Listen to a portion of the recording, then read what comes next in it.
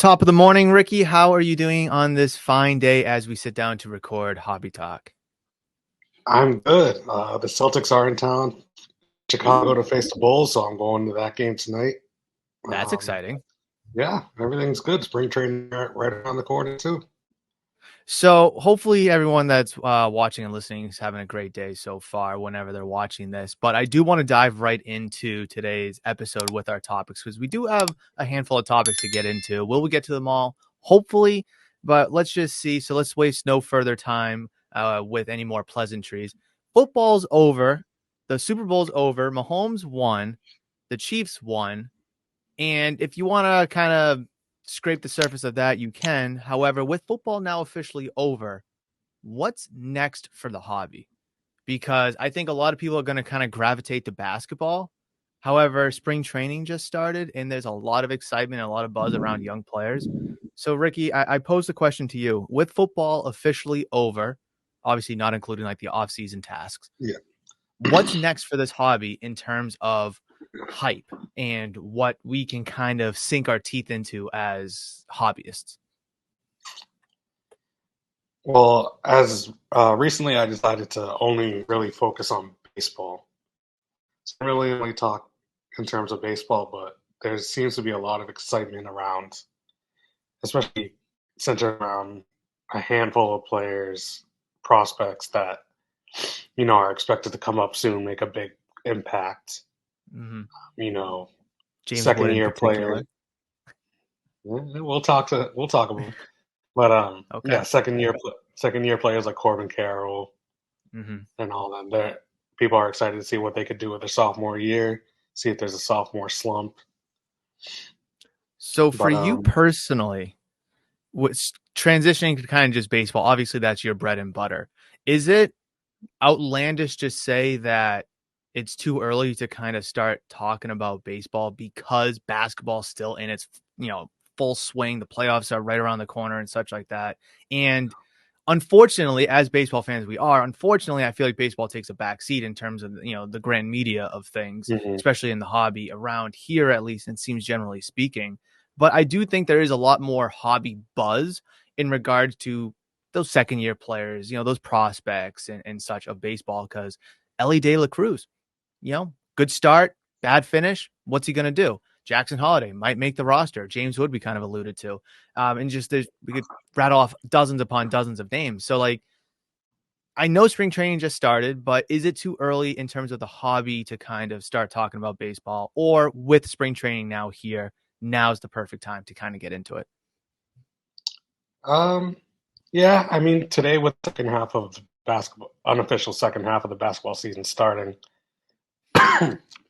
those stars that are going to make the playoffs, they're probably a buy right now. People are probably going to be all over them before the playoffs start.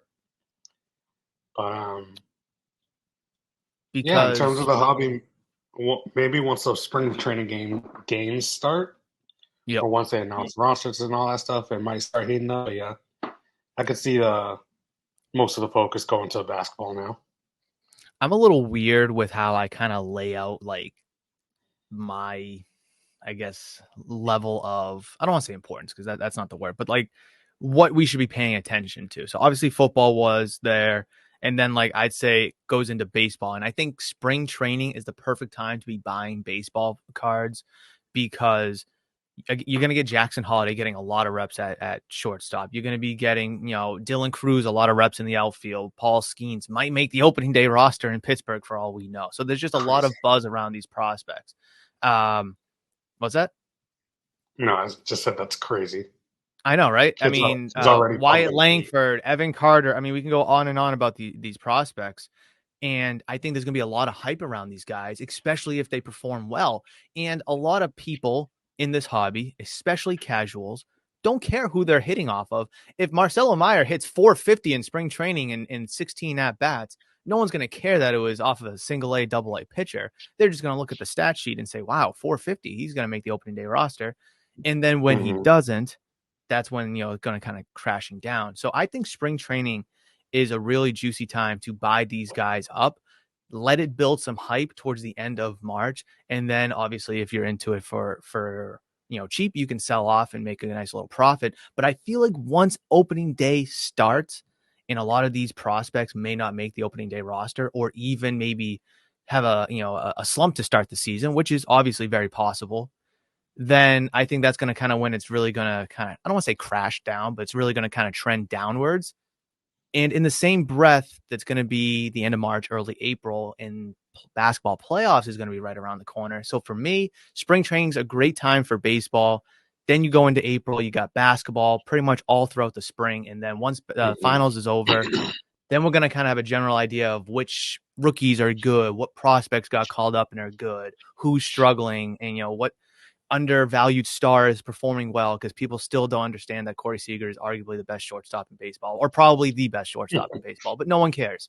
So like, it's a weird way to think of it like that, in my opinion, but that's how I kind of look at like the calendar and think of, what we should be focusing on the hobby. Is that kind of weird, outlandish, or does that make sense? No, that makes sense. I get it. Actually, I was talking about this and had me come up with a question real quick. Mm-hmm. Has a hobby shop owner in the area where we have the hottest hockey team, and we're kind of ignoring hockey right now, talking about baseball, football, and basketball. Do you get any interest in hockey?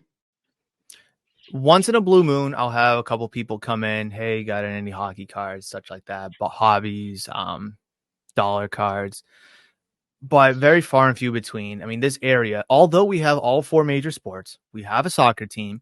We've had, WrestleMania here. We have a handful of minor league hockey teams, at least in New England. Hockey is by far a backseat, in the backseat compared to the other three: baseball, basketball, football. It's probably football, riding shotguns, basketball. In the back seat, in like the toddler seat, is baseball, and then in that third row, kind of where the dogs go, is where hockey is. And I hate to say it because I love hockey. I think it's the most pure sport to watch in terms of just watching it on the TV, just because it's so fluid, so fast, so exciting.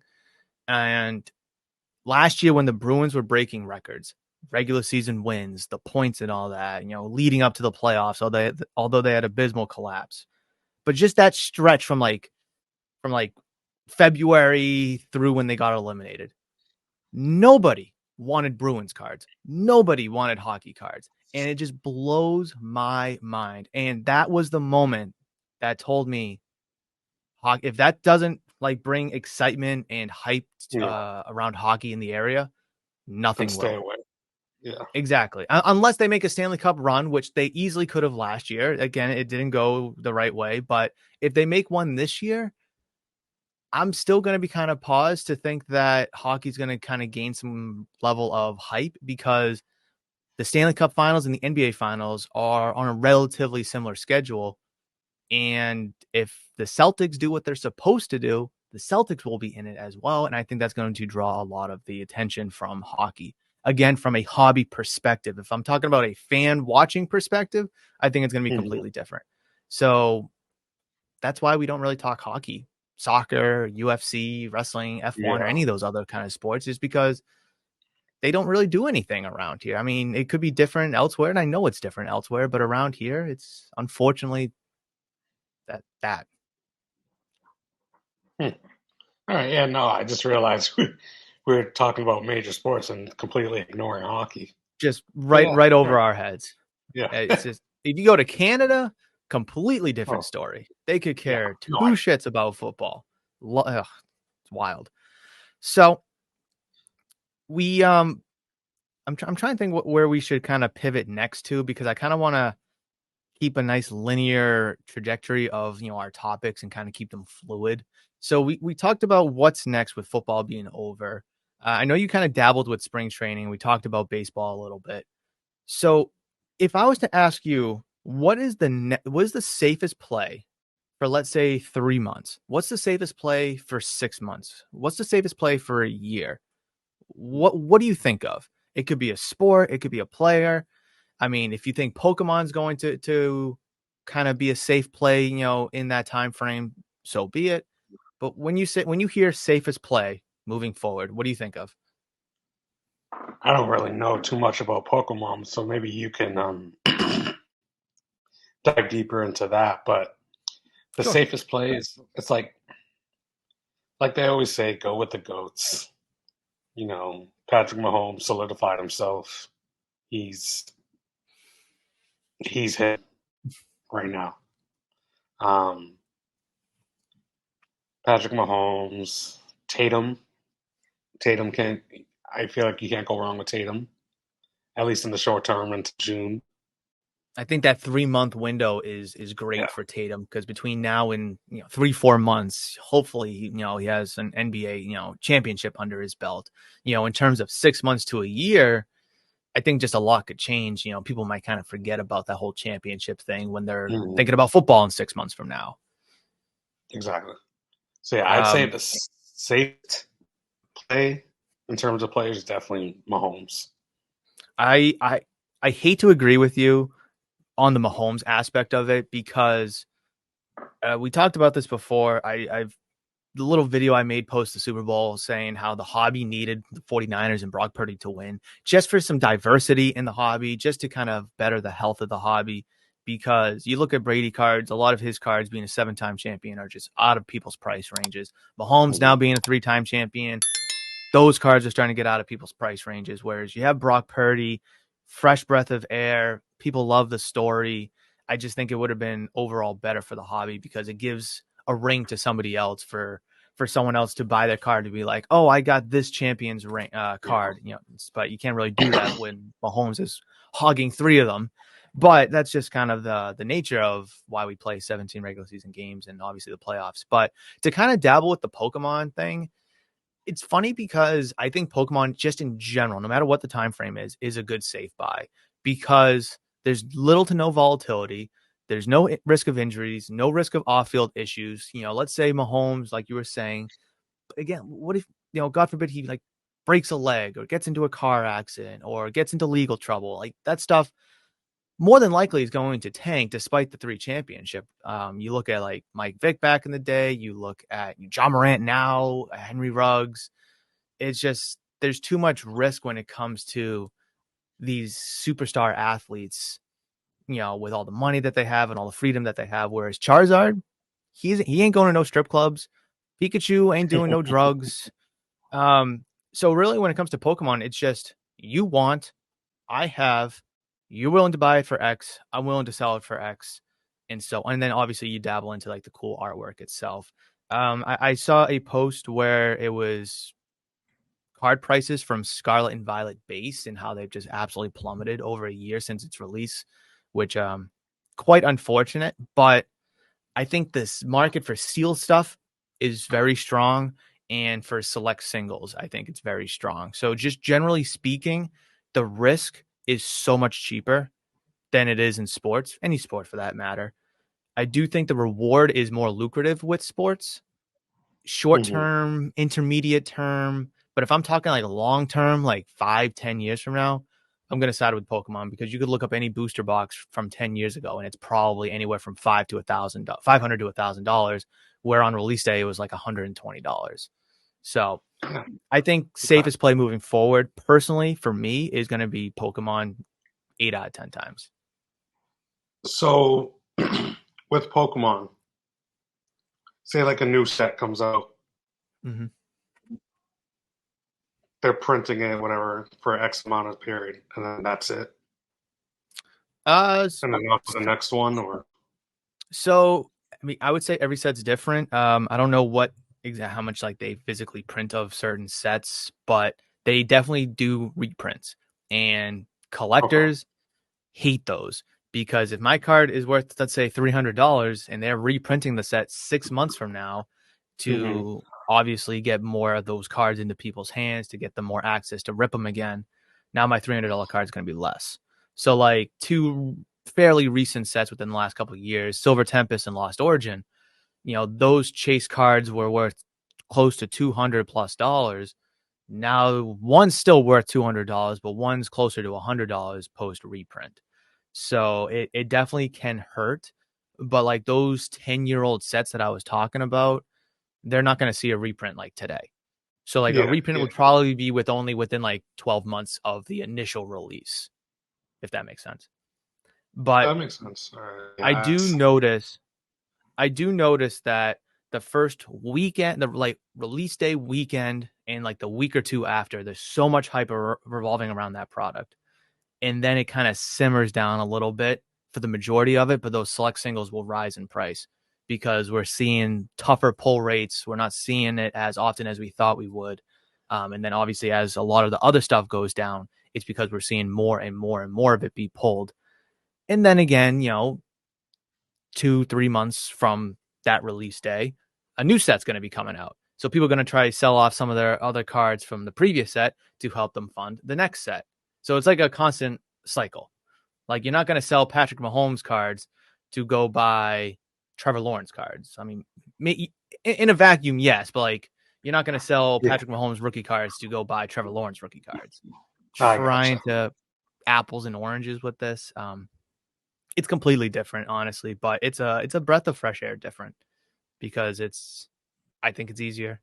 It's less volatile, less risky, Mhm. and more fun, personally. Yeah, I keep saying I want to, learn more about it, but I have no idea where to start. So Um, whenever you just post some cool looking cards on story, I just say, all right, I'll buy that.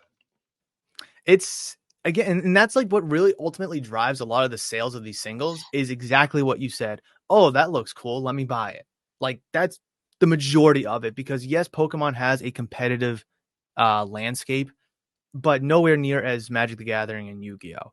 Um, Pokemon is more culturally popular. It's more, collected, whereas Magic and Yu-Gi-Oh are again more competitively played and not so much Mhm. culturally popular. You're not going out and buying and selling and flipping Yu-Gi-Oh and Magic cards like you are with Pokemon, and you're not competitively playing Pokemon as much as people are playing Yu-Gi-Oh and Magic. So the big three in TCG games, but Pokemon and then the other two are kind of here. But that's the exact reason why people buy cards because it looks cool. And that's all it takes. No performance, no what ifs, no championships, nothing because it looks cool. That's really it. It's I'm still figuring it out personally. Like I have a decent grasp of vintage. Obviously, as the newer and newer sets come out, like I'm familiar with it. But like that weird 2002 to like 2019, that huge gap right there is still kind of foggy to me. So I learn it as I go. But consider getting into it. It's fun. Yeah, I mean, I'm trying to focus on baseball now, like I said, but Pokemon could definitely, now that I'm not really paying attention to football or basketball anymore, I could see myself maybe getting into some Pokemon. So like think of it like this. Like what's a mid-range football or basketball hobby product? Probably let's say maybe like a mosaic, maybe. So Okay.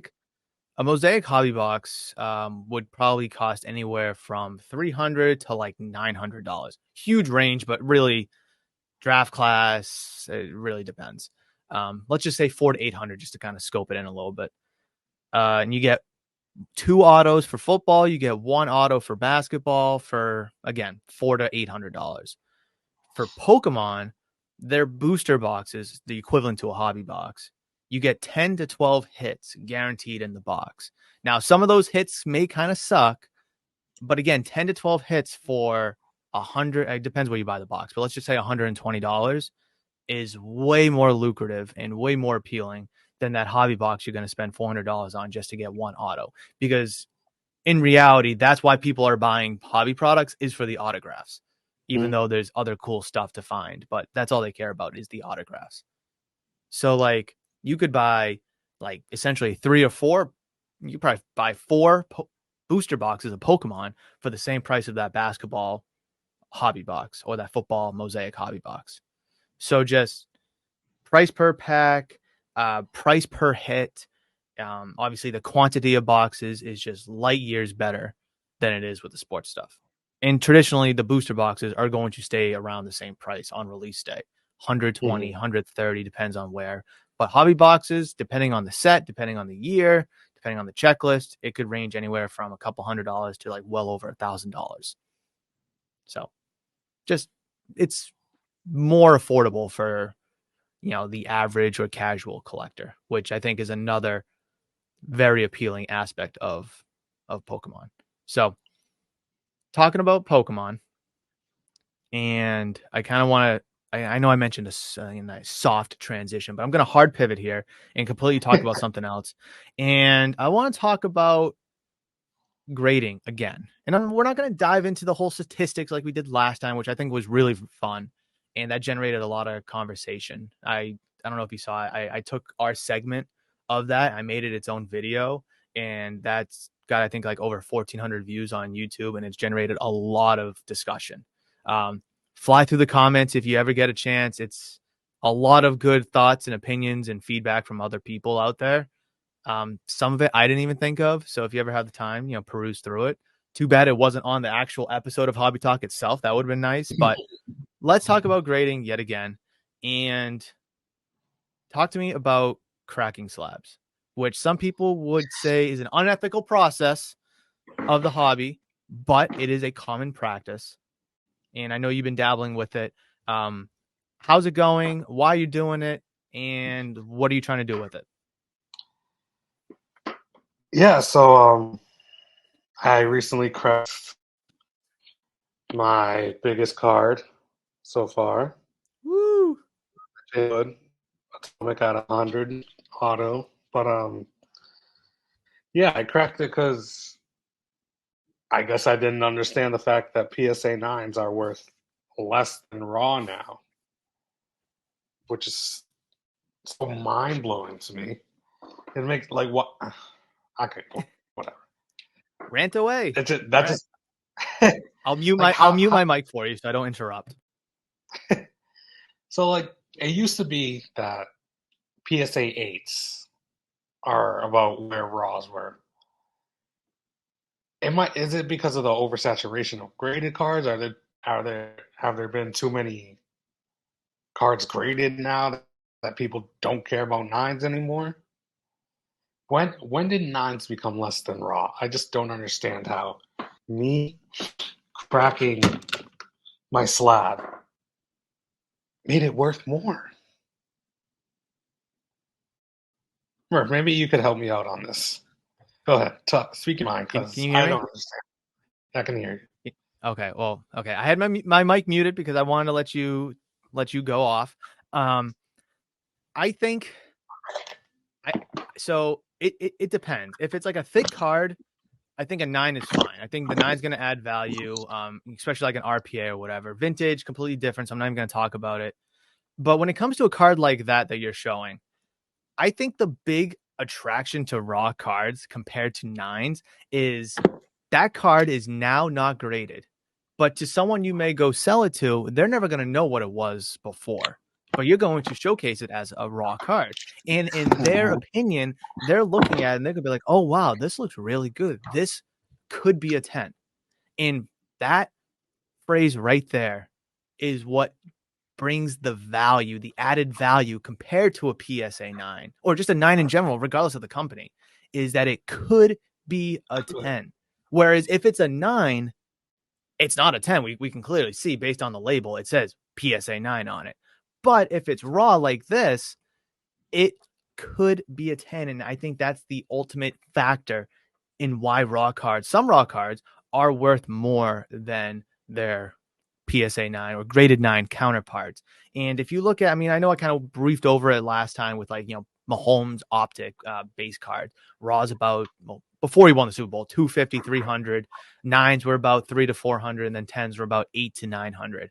And I'm curious on why that it could be a 10 doesn't apply to that. Is it because the card is now 7 years old?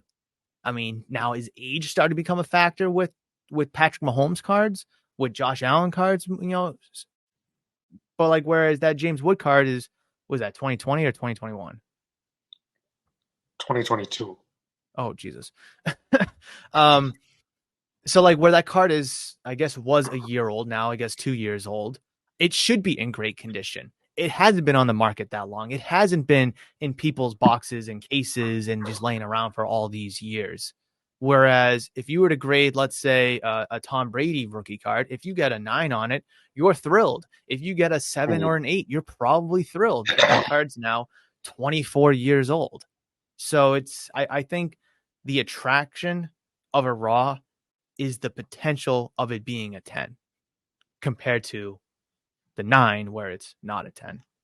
I think it's backwards thinking. In all honesty, it really is backwards thinking. But this hobby is so revolutionized now about grading to flip. And the best way to flip cards, the easiest way and the most lucrative way is if you flip 10s. And that's what people want. And that's what people will buy. And people will buy the 10s because they're perfect cards. And people will buy the raw cards to grade them for them to be perfect. It's just a rinse and repeat, rinse and repeat, rinse and repeat, causing 9s to be essentially unattractive unless you start to really get into the minute details of age and year and such like that. Yeah, I mean, it's just so mind baffling to me. So, like, do you think that card's less valuable, the James Wood as a 9, because it's a PSA 9 or because the auto grade was a 9? Because if that was an No, auto yeah. 10, if that was an auto 10, do you still think people would be like, it's a 9 though, So because that was the first thing I for people, noticed when you showed it to me, when you yeah, got it back, that's whenever you got it back.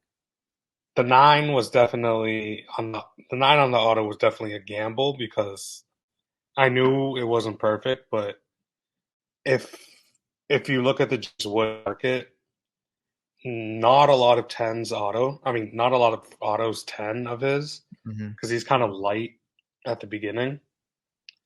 So if you were to get a 10 on his auto, that would definitely be a premium. So I was kind of going for that.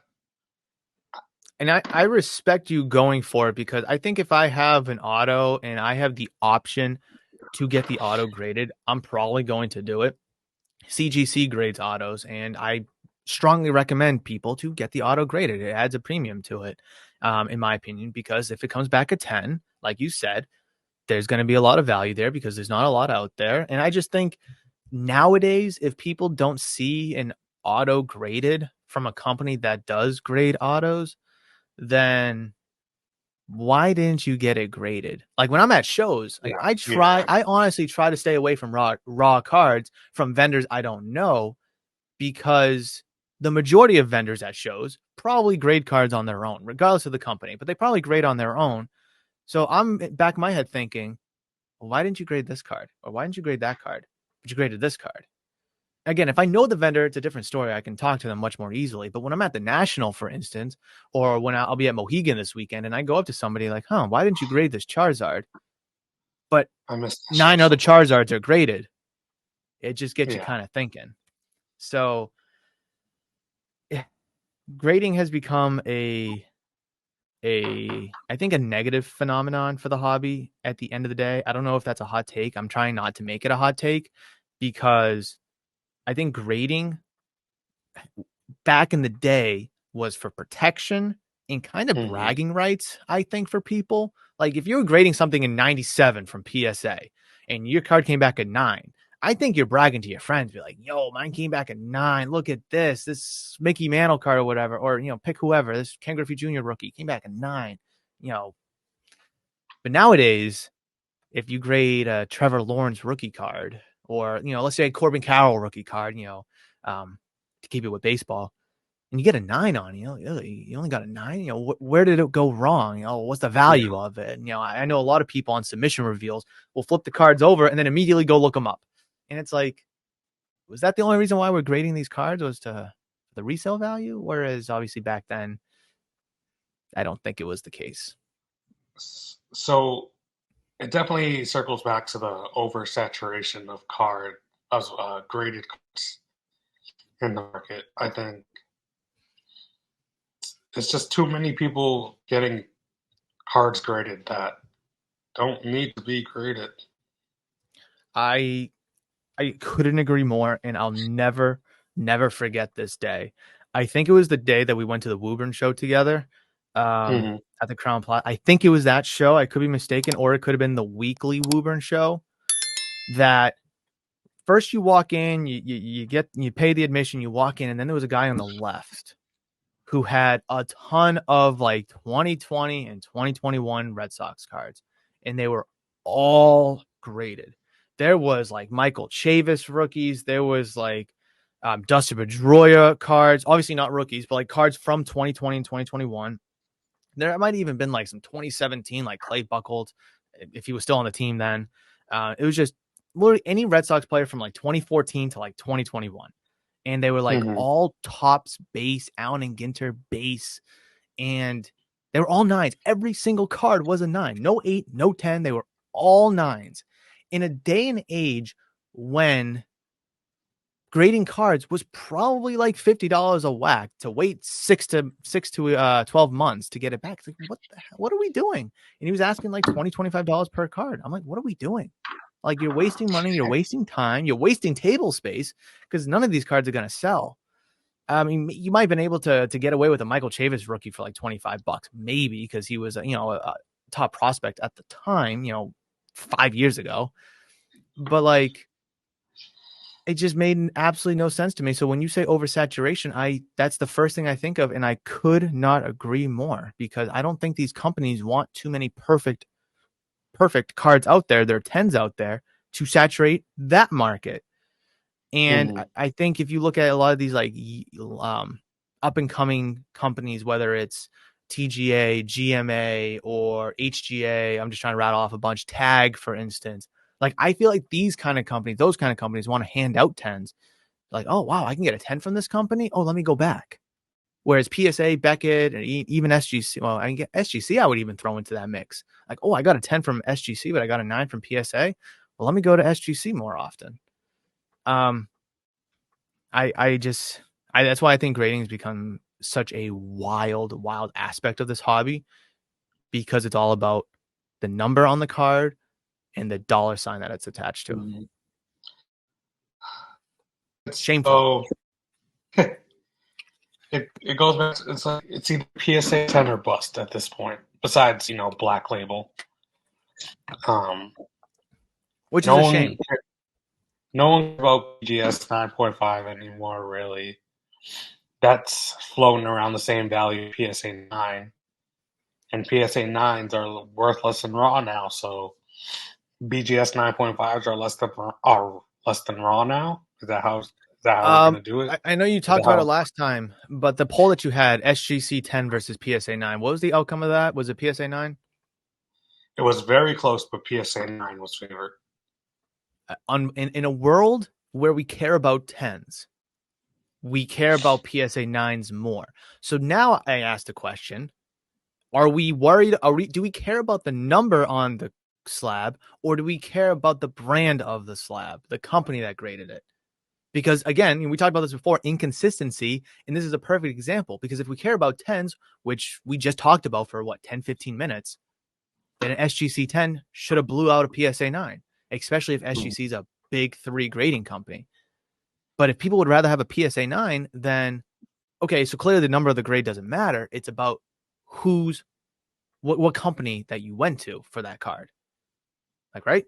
So like a raw, that James Wood card is better raw. What people are telling me is that James Wood card is better raw than an SGC 10. No Yes, sense at all. or BGS 9.5 or anything Absolutely else. no sense. I mean, I'll take a SGC 10 of a James Wood Bowman Chrome first auto any day of the week, especially if I'm getting it at a fraction of the cost compared to obviously what a PSA 10 would go for, or I guess what the raw would go for, because based on this example here and based on the research, that SGC 10 of that James Wood card is less than what the raw is going for. So What? yeah, exactly. So I know you've said before that SGC grades harder than PSA. You kind of said that SGC? in SGC. I would agree that, yeah, It's I been a would think while so. since you said that, but given that SGC 10s are going for, a fraction of PSA 10. Would you buy an SGC 10 slab, crack it, and send it to PSA, or would you keep it in the SGC 10? I guess it depends on how much the card is worth, because let's say the SG10 is $50 and let's say the PSA 10 is worth only $60 or $70. Like, I don't think it's Yeah. worth to increase, to send it out for $25 to only increase it by $20. But if the because then you got to worry about, the shipping and the wait time. But if it's like $100 plus difference, then I think that's 100% on the table, because especially if SGC, again, in my opinion, is a tougher company. I wouldn't say by much, but I mean, I think they definitely take a look at the card. Yeah. Then I think it's definitely worth it. And SGC slabs are super easy to crack open. So I mean, then again, why wouldn't anybody do that? Especially with the premium that PSA 10s have and the lack of premium that the SGC 10 has compared to raw cards. I mean, just again based on off of this research. Um, is it ethical? No, because cracking slabs is unethical in my opinion to begin with. But everyone does it. I do it. You do it. It's just common practice. So whether we think it's ethical or not, it's on the table. I mean, if someone wants to crack a perfect card from one company to try to transition it over to another company, all the power to them. But if I have a 10 of a card from a company I deem reputable, then I'm not going to. But I understand why others would, especially if they're going to take it to PSA. Yeah. Would you? Uh, like you Because like said, SGC 10s are easier to sell, in my opinion, because they're cheaper and let someone else worry about cracking it and such like that. But if you're able to get the card for 40, the market is 60, but a PSA 10's 80, I mean, might as well just sell it for what you can and then just pocket the change and just keep going and going and going. Because if you had that same card for $80 while getting it graded is $20, now you're only making that $60 off of it, which is the SGC 10 price that you could have sold it for. So again, it depends on what the value of the card is, but I guess, sorry, carry on. I guess I tried. No, you're right. I was just going to say it depends on the card and the value of it. Um, I don't want to be a hypocrite and oversaturate or grade cards that don't need to be graded. But it gets But done though. It gets yeah, done. So I mean, just because we're sitting here talking about it doesn't mean it's not going to get done by somebody else. yeah, it's crazy too because a lot of that happened during the pandemic when PSA was kind of discouraging people from sending cards in by charging like Mm-hmm. $125, $100, and people getting great base cards graded for what? Why are you spending $100 to get a base card graded? Come on now. There two things I want to pick apart there is because PSA and Beckett were just through the nose pricing, even though SGC's been around for, I think, near 30 years at that point back in 2020, 21, they were still charging, I think, $35 for a card, regardless of the card. And I think that's what really made them take that huge leap, is because for the price of 3, 4, 5 cards with SGC is the price of one card at PSA. So let me send them all my cards. Plus, they're doing like 30 business day turnaround time or whatever they were doing back then. So I think that's what really elevated them to that next level was PSA and Beckett overcharging, and obviously those tremendously long wait times. And then the second thing I wanted to pick apart is I can't now remember it. Shoot, I can't remember it now. Crap, I can't remember. I should have wrote it down. Carry on. Carry on. I'll think of it. No, it's just crazy to me. Like looking back at 2021, there were so many like Boba paper rookies, PSA 10, that people were spending like $100 to grade, and it just doesn't make like why.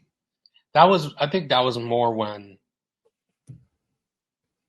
grading was valued, kind of like Yeah. even if cards came back a 9 or whatever, it still kind of gave it a premium. just because because we didn't get to that point yet of tens being the crown jewel of everything and anything else yeah, is worthless. it, If I it was. if I get a 9 on a card, it's like, woo, yeah, I got a 9 on a card. This is great. But that day I doesn't think exist that anymore. I think that's when the process was beginning to transition from Mm. people caring about nines, not caring about nines. But yeah, it's just the whole grading thing during the pandemic was just insane. It really was, and people had stimulus money at that time, so paying 100 Yeah. $150 a card, I mean, I was able to get what, 4 cards graded based on a stimulus check. If we're gonna go based off $150, 6 cards, if it's $100 per, because everyone was getting those stimulus checks every week. So why why hesitate? When it's government Yeah. money funding, this grading thing, and it comes back whenever it comes back, and it's super valuable. It's just it's a damn shame how, again, how business orientated the grading aspect of it has become, when it never was like that. I mean, you look at graded cards, if you could go back in time to card shows in like 2015, 2010, I gotta stop saying that, 2015, 2010, 2005. I say 2020, like 2024 instead of 2020. I don't know. I don't know. Ever since the change of the decade, it's, anyways, besides the point. You go back in time to those shows, grading obviously had a premium compared to the raw counterpart, but A, nowhere near like it has, and B, eights and nines weren't acceptable. They were okay. 8.5s were fine. 9.5s were fine, because having this perfect, pristine premier 10 just wasn't I mean, obviously it was desirable, but it wasn't like a necessity for collectors, because back then that's what card shows was all about, collectors. And people had businesses about it. Maybe some card shop owners were set up as vendors, but the majority of those kind of people were people doing it on the side because they had a 9 to 5, or a trade.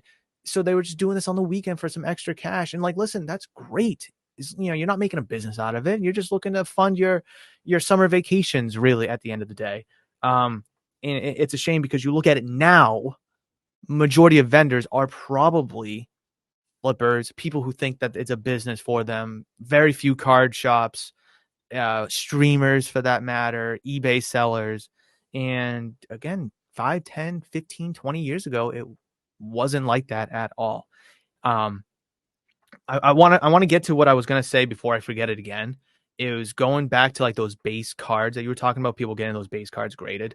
I just picked up a Wemby base prism rookie, which shockingly still goes between like 70 and $90 depending on the day. And I was super hesitant to get it. And I told the guy straight up, I'm like, listen, this is going to be a probably $10 to $30 card in 6 months. And people listening, and maybe even yourself, like, what, Wemby rookie prism, $10 to $30? Like, listen, I mean, as generational as he is, as great as he hopefully will be, it's a base prism card. There's 63 colors to the rainbow. There's all these other sets to come out. And I look at it this way. This time last year, or yeah, like December, January, when Mosaic came out last year, Brock Purdy base Mosaic cards were $50. Why were Joe Burrow base Mosaic cards, which this time last year, you're probably taking Joe Burrow over Brock Purdy? Why were Joe Burrow base Mosaic cards only $10 and Purdy's were 50? Because just it base card more and more hits the market. People sell it off to go fund other things. It's just the nature of it. Now you could probably look up a base Mosaic Purdy and it's probably $10. I don't know that for sure. I don't know if you want to fact check me, but I would be astonished if it was more than $20. Let me see. Let Wemby, me. Wemby, same thing. It's going to be the same Yeah. exact thing. We still have national treasures. We still have immaculate, impeccable, flawless. I know I'm missing a bunch. We got Mosaic? Did we get Mosaic? No, we didn't get Mosaic.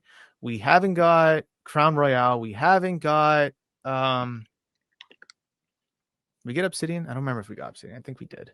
Anyway, still a dozen good products to come out, and we're gonna spend $100, near $100 on a base prism. Yeah. It Let's just see. it makes I see a Brock Purdy listed for buy now, $35.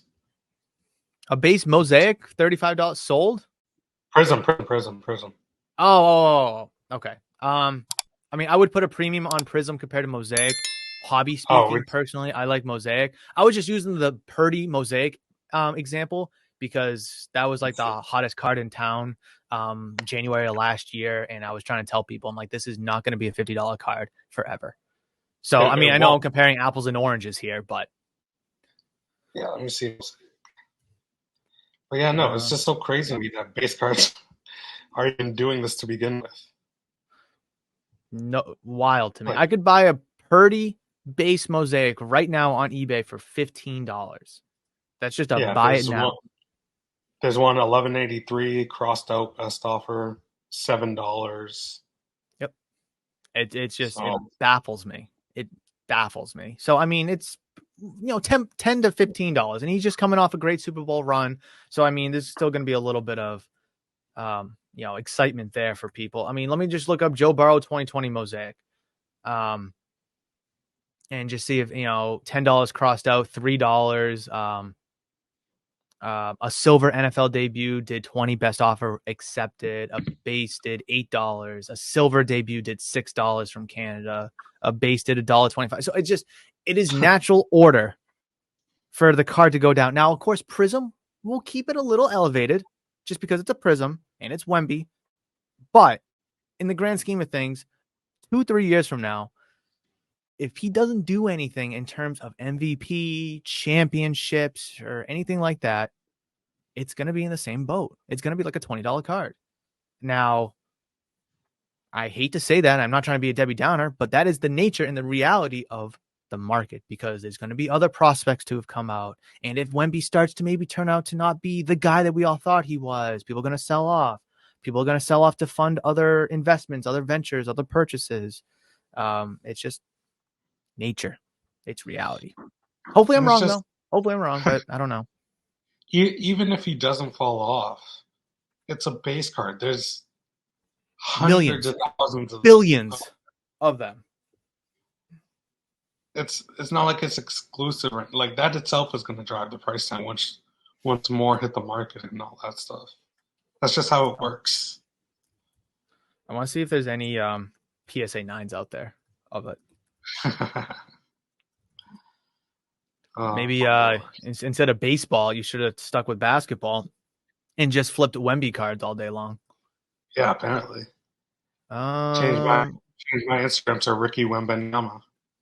So when when Prism draft picks came out, those base cards were like $50 to like $70. A PSA 9 of that draft pick Prism card just sold for $30. Now a 10 of the 10 of the draft picks was like a $300 card at one point. I see here as of yesterday for an NBA Prism did 155 crossed out. Let's see, there's 200. It's flooded with the draft pick Prism stuff just because it's still a fairly newer product, the NBA Prism. 137. So like even that Wemby card is roughly $40 to $60 more than the raw. So going back to our original PSA 10 or bust, clearly PSA 9s are helping this Wemby card out. So it just circles back to our inconsistency within the grading industry. Do we or do we not care about a PSA 9? Because if we don't, then what's the point of buying them, selling them, or getting cards graded if you guaranteed to not get a 10, or if you really don't think the card's going to get a 10? Like, again, if we had some level of consistency where the raw was X and the 9 was, let's say, 10 to 15% more, and then the 10 was, let's say, 50% more. Okay, we have a formula, we can follow it, it makes sense. But we don't. We could pick and choose dozens of athletes, and I'm going to say that it's going to be split between raws being worth more than the 9s and the 9s being worth more than the raws. It's just the inconsistency is unbelievable. And I want to see if there's any. I'll let you give your take on it. I'll let you give your take on it, but I want to look up SGC Wemby's. No, yeah, I mean, like you said, it's just an inconsistency. Like Oh, one person will say, "Oh, I value a 10 two times a 9." Another one will say, "Oh, I value a 10 1.5 times a 9," or "Oh, I value a 10 whatever, through the rock, whatever it is." There's just it's people have their own buying and selling formulas, points, Hmm. whatever. Hmm. That kind of that drives the inconsistency because other things too, trying to devalue cards until you buy them. Yeah, That a lot like of they're people do. devaluing your cards for their agenda. Like, it's a Exactly. 9, it's fine. Listen, I'll give you a It's not, yeah, 70%. Oh, but what, raw. I'm looking to sell it. Like, oh, this 9. Oh, this 9 looks really good. It's a tough grade. I mean, Yeah, good player. It's yeah, it's raw. It's off centered. It won't 10, blah blah blah. But this, but when they buy it, is oh, it's raw. It could 10. It's clean. All that stuff. hmm So I know that's neat. I know that's part of like buying and selling and all that stuff. But it is kind of shady to me. Kind of. I personally uh don't like when people do that. I don't either, and it's a game that we're kind of drawn into playing just like unconsciously because we either have to provide them information or we have to counter argue their opinion. And I don't think anyone's opinion is wrong just because of the diversity and the inconsistency within this hobby in terms of the grading element of it. Like, there's no letter of the law, no rule of thumb when it comes to the variables of added value in terms of graded cards. Like, I mean, I'm looking at now. I told you the PSA 9 draft pick Prism Wemby was about $30 or so. If I was to ask you how much an SGC 10 was, what do you think? Now, based on our conversations so far in this episode, based on the kind of the research we've done, like, what kind of number comes to mind? And I'm So just going to go off the last sale. You said PSA 9 was 30. Yes. Okay, so I voted for SGC 10 in the poll. Okay. Um, I'm gonna say that SGC 10 went for like $40. You are spot on. Last one did $40. The one before it did $55. But so let's just call it a $40 card because that was the last sale. So, based on everyone's, I don't want to say everyone's, based on the majority of people's opinions, they're going to value the PSA 9 for $30 more than the SGC 10. Right? Like but based on recent comps, which everyone uses, the SGC 10 is actually more valuable than the PSA 9. Now, people aren't going to go and crack the SGC 10 to resubmit it to PSA, right? Like, right? I mean, is that like what we're buying that card for? Because the last sale of that card was $77, $80, $68. So, like, does it make sense to buy it for 40, 45, 50, get it graded for $20, and you're making $10 tops on it after fees, maybe $5? Again, it's the inconsistency, which maybe it's a good thing that there's no letter of the law. Maybe it's a good thing there is no set formula because it allows for cards to become diverse. And maybe that is a good thing. And maybe we're just overreacting and overthinking about it. But in the same token, it's just bizarre that whatever people's opinions are, that's fine, but they're going to be wrong in some way, depending on who you look up, how you look it up, what grade you look it up Mm. at. I mean, for those that voted, they'd rather have a PSA 9 and they think that's more valuable. Well, clearly they're wrong. They're wrong with the most hyped basketball prospect in 20 years. Um, I mean, again, not to say that they're wrong and their opinion is wrong, but just based on the research and the fact and the data of, again, one research, we could do this all day, they're wrong. And I'm not trying to be like, oh, you're wrong. I'm not trying to do that. I'm just saying. So it's, I mean, maybe the inconsistency is a good thing. I don't know. I don't know because I don't know. I don't know. I'm almost at a loss of words. Take a That's sip of my tea. that's just that that just goes. back to it's like knowing what you do. Have your own, excuse me, have your own like buying method, formula, all Mm-hmm. that stuff. Don't try not to play into other people's. You never have to make a deal. You never have to buy something. So if it doesn't work for you, then don't. If the Yeah, numbers don't add up for you, then don't buy it. Don't buy it. you got to be comfortable in the number that you're buying at. You got to be comfortable in the number you're selling at, and you got to be comfortable in the number you're trading at. Whatever those numbers are, whether it's a couple dollars, a couple hundred, a couple thousand, a couple million, I guess. You got to be comfortable in those numbers. And I think if people are able to be comfortable in those numbers, then I don't think the inconsistency will matter at the end of the day. But I think what matters is people trying to debate and argue that it's their way or the highway. Because no Hmm. matter what side you're on, a PSA 9 is worth more than SGC 10 or vice versa. Somebody's going to be wrong. But, just statistically and factually, someone's going to be wrong. But that doesn't mean their opinion is ultimately wrong, because people will have preferences. People will have likeness and fondness, or maybe they won't like a certain company for whatever reason.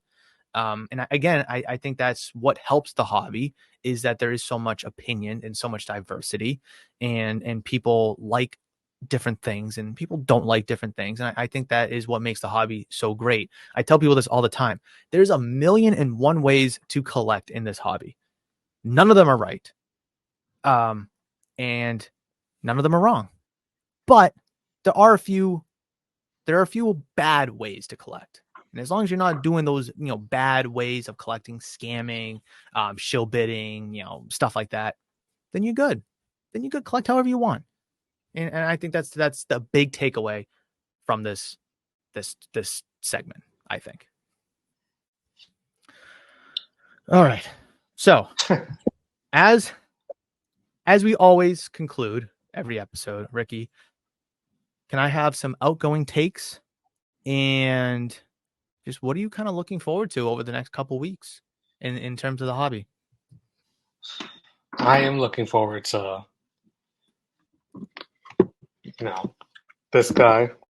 So we're still buying him. I'm Yep. looking forward to him making the MLB roster.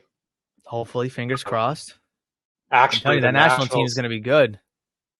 The Nationals play the Cubs at Wrigley on my birthday this year, so I will be going, and That's exciting.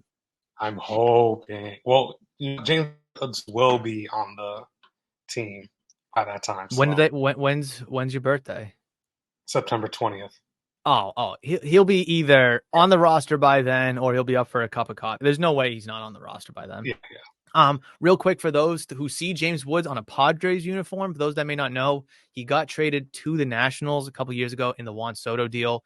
He was probably the biggest chip in the trade package, going, maybe him and CJ Abrams, yes, yeah. to Washington for Juan Soto. So obviously his Bowman Chrome first is going to be him in the Padres uniform, but he is on the Nationals roster. So just want to clarify for any confusion. Did I say Nationals. what? Did I say the Nationals wrong won that name? trade. No, you did. You're good. Oh, I thought you said Wander Soto. I was like, oh God. No, no, Oh no. no, Oh no, no. Juan Soto. Okay. But yeah, no, Nationals won the trade by a mile. But yeah, anyways. Oh yeah. Fleeced the Padres. But yeah, no, my outgoing take, like I said, buy those prospects now. It's still not too late. Mm-hmm. I agree. I think, like, going back to what I originally said about like what's next, I think baseball is going to be the forefront, because we're in that kind of weird period of basketball and hockey, whereas playoffs are right around the corner, but we're not there yet. And once we get there, then we'll know who's in, who's not, who to be on the lookout for, who's dropping 40 in an elimination game, and such like that. Whereas right now, all the attention is going to be on these young players who are going to be on TV, because come start of the season, they may be in the minors where you're not watching them. And come April and May, you're going to be watching the playoffs for these sports. So I think now's the time to be buying those prospects. I could not agree anymore. My outgoing take is actually a conversation I wanted to get to. Maybe we can elaborate more on it next episode, but the importance of social media, I think, is so important, whether you're advertising, whether you're selling, whether you're buying.